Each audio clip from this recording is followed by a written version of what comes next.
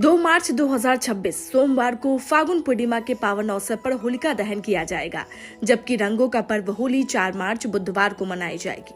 ज्योतिष ममर्ग पंडित प्रभात मिश्र व आचार्य संतोष मिश्र के अनुसार इस वर्ष होलिका दहन मघा नक्षत्र के शुभ संयोग में होगा। विशेष बात यह है कि इस बार पूर्णिमा तिथि पर चंद्र ग्रहण का संयोग भी बन रहा है, जिसे ज्योतिषीय दृष्टि से महत्वपूर्ण माना जा रहा है। हालांकि होलिका दहन के निर्धारित मुहूर्त में भद्रा का प्रभाव नहीं रहेगा, जिससे श्रद्धालु शुभ समय में विधिवत पूजा अर्चना कर सकेंगे। पूर्णिमा तिथि 2 मार्च 2026 की शाम 5:13 से प्रारंभ होकर 3 मार्च की शाम 4:10 तक रहेगी। होलिका दहन का शुभ मुहूर्त रात्रि 11:52 से 2:30 बजे तक निर्धारित है। पूजन के समय पूर्व या उत्तर दिशा की ओर मुख कर रोली, पुष्प, कच्चा सूत, गुड़, हल्दी, मूंग, बताशे, गुलाल, नारियल व अन्य अर्पित कर परिक्रमा की जाती है। सबसे बड़ी बात है कि होलिका दहन और होली के लेकर के बहुत लोगों के मन में जो है वह संदेह व्याप्त रहता है, लेकिन इस बार कोई कन्फ्यूजन नहीं है। चूँकि 2 तारीख यानी कल सोमवार के दिन 5:18 सायं के बाद पूर्णिमा तिथि आरंभ हो जा रही है, जो मंगलवार को 4:33 तक रहेगी। यानी 3 तारीख को 4:33 तक पूर्णिमा तिथि रहेगी। और प्रतिपदायाम भस्म धारणम, प्रतिपदा में जो है भस्म धारण यानी होली खेलने का विधान है। तो फाल्गुन शुक्ल पूर्णिमा को होलिका दहन होता है और चैत्र प्रतिपदा को होली मनाई जाती है।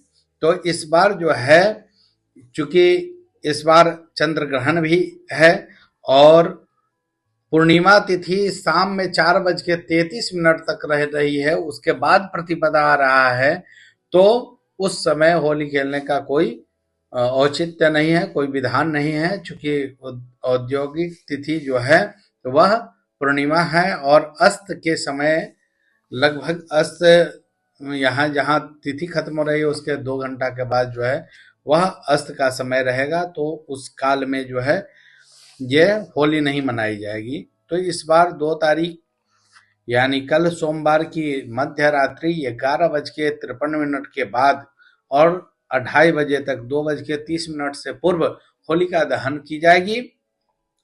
और मंगलवार को जो है 8 बजे के पहले लोग भोजन ग्रहण करेंगे, चूंकि उसके बाद चंद्र ग्रहण के 9 घंटा पहले सूतक लग जाता है और चंद्र ग्रहण जो है सोमवार को 6 बजे से शुरू हो गया और 6:48 पर समाप्त हो जाएगी। उसके बाद लोग मंदिर का पट खुलेगा, मंदिर में पूजन पाठ आरंभ हो जाएगी। और यह चंद्र ग्रहण लोगों के लिए बहुत बड़ा इशू बन गया है। यह चंद्र ग्रहण जो है वह ग्रस्तोदित चंद्र ग्रहण है।